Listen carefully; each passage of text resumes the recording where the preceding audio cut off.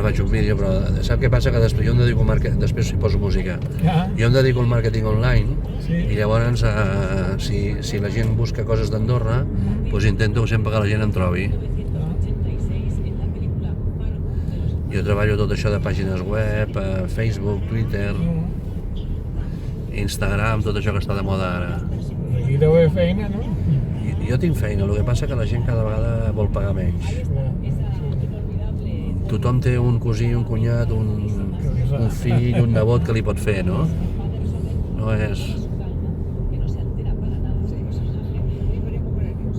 A part que moltes vegades les xarxes socials també són una mica de rotllo, Perquè hi ha gent que fica qualsevol cosa